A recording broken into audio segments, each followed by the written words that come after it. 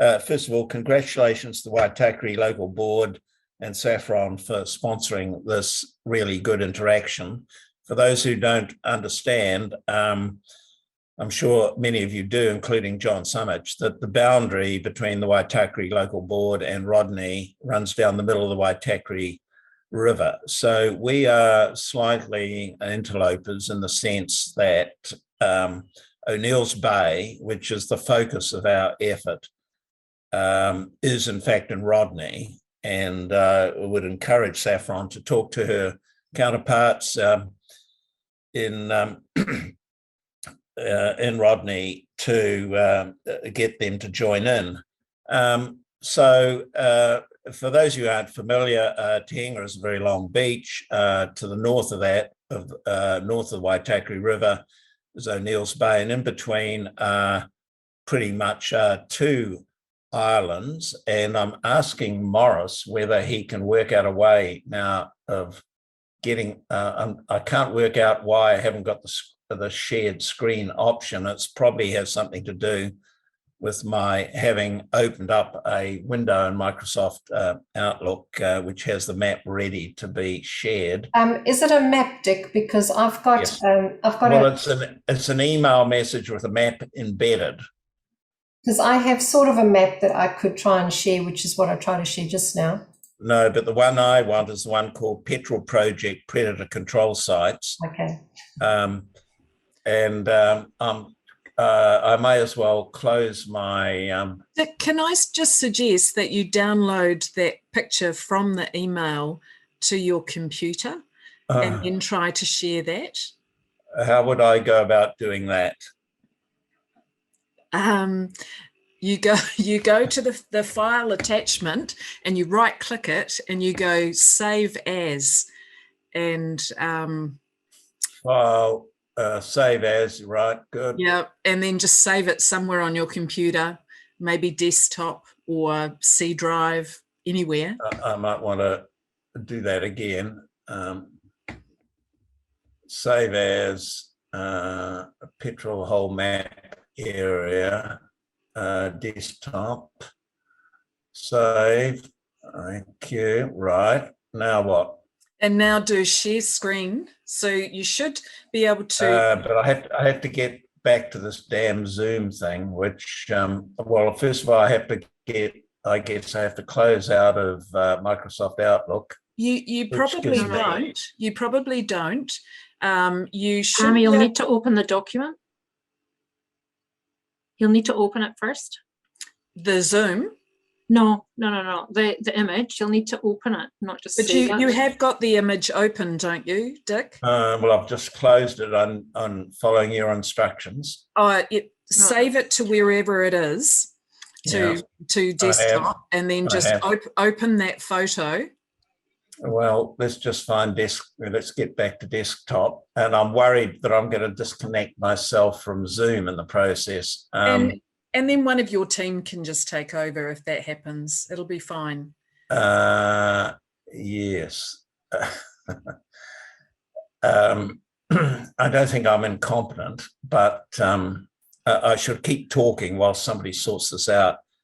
So most of you know Te Henga. We've got a boundary down the middle. O'Neill's Bay is surrounded by largely DOC gazetted recreation reserve. But from the bird point of view, the two important features of the northern end of Te Henga, Bethells Beach, and O'Neill's are two islands. One Ihuana that is already been mentioned by Michael, and the other Kawahia in O'Neill's Bay itself, which is in fact the original origin of an important petrel colony with 5 species. So what basically we have been doing together with the local community is to install a reasonably extensive, well, in fact, I'd say now a very extensive network of traps and so forth, surrounding this area in the attempt to close off the approach of invasive species. They, of course, come from your neighbouring Rodney County on the northern side of the river, but we acknowledge the support of Auckland Council, who have provided some financial support, and also a small grant from the Department of Conservation. That enables us to maintain this series. And at the moment, I think, as Michael has indicated, we have the predators down to a pretty low level. So are you seeing my picture as I present? Right, so Dick, I've got one. Do you want me to see if it's the same one as yours? Yeah, it might be. No, well, no, it won't be because Michael's is far. Oh, there we are. Well, that'll do. Is that better than nothing?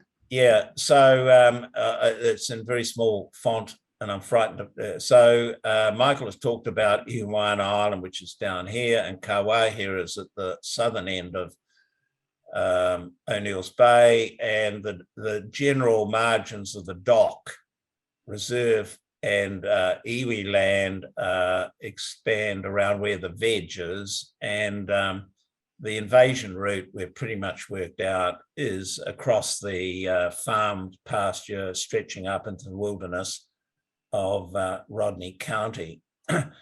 So at the moment, all our predator data indicates that we've got the predators down to a pretty low level. We're pretty happy with that.